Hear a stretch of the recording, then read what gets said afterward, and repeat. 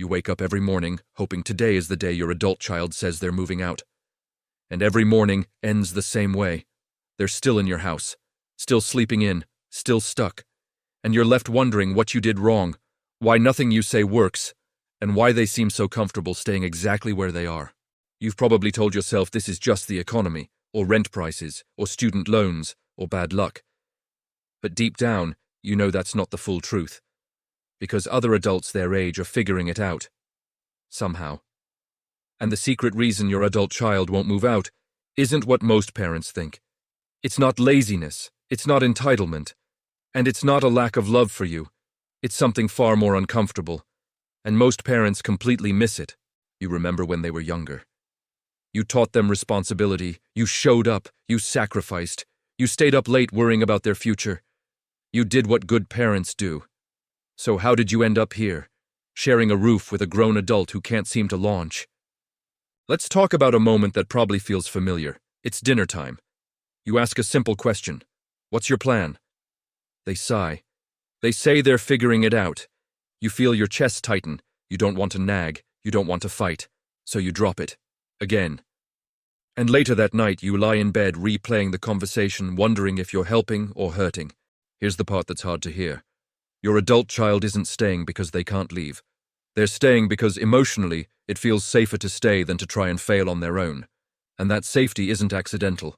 It's something the home environment quietly reinforces every single day. This isn't about blame, it's about awareness. Because once you see what's really happening, you can finally change it.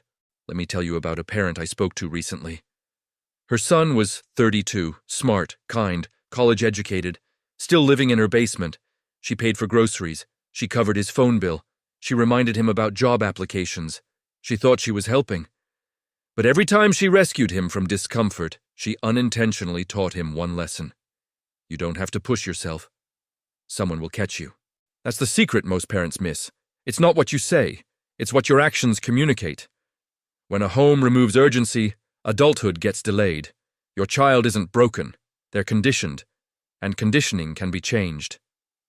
So let's talk about what actually works. Not lectures, not threats, not guilt. Real shifts that change behavior. The first step is stopping emotional cushioning.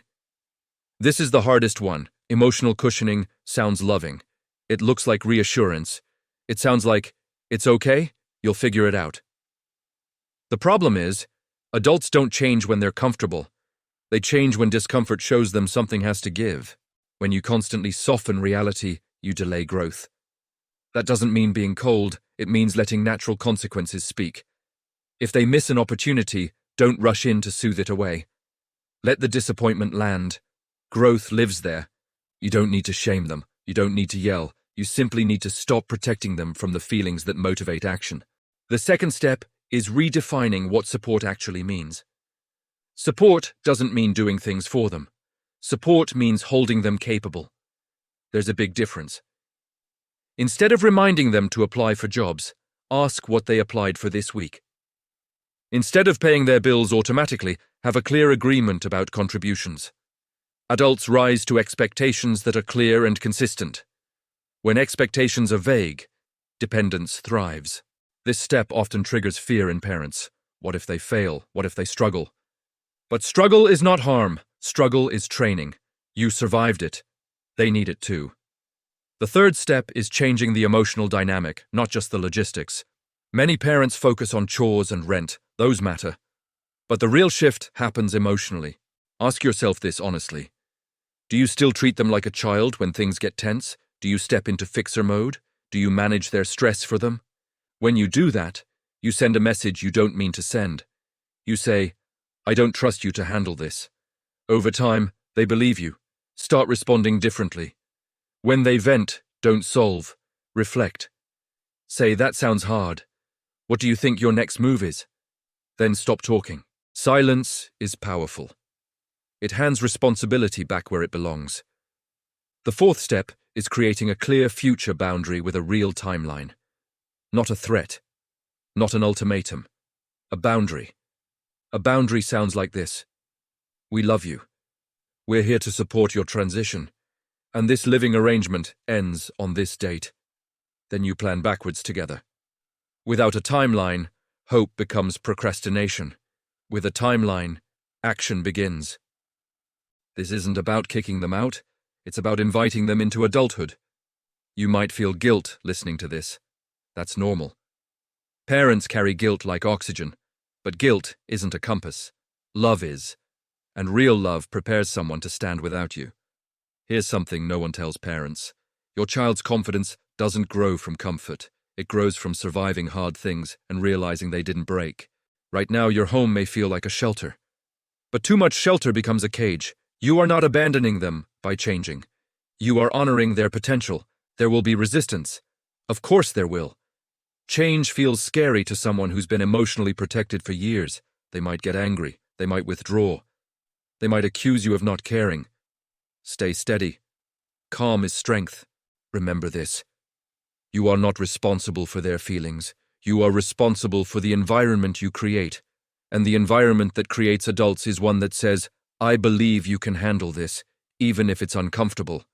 One day, if you do this right, something beautiful happens. They don't thank you immediately. They don't suddenly become cheerful. But they start moving. Small steps, job applications, saving money, looking at apartments, talking about the future with ownership instead of avoidance. And months later, maybe years later, they look back and realize this was the moment everything changed. Not because you pushed, but because you stopped holding them back. If this resonates, you're not alone. Millions of parents are quietly struggling with this exact situation, and silence keeps it stuck. So here's what I want you to do next. Reflect, not on what your child is doing wrong, but on what the current setup is teaching them. Awareness is the first shift. And if you want more guidance like this, grounded in empathy and real life, stay connected. Because this journey isn't about fixing your child. It's about changing the system around them so they can finally step into who they're meant to be. You didn't fail as a parent, you're just at the next stage of parenting. And this stage requires a different kind of courage, one that lets go.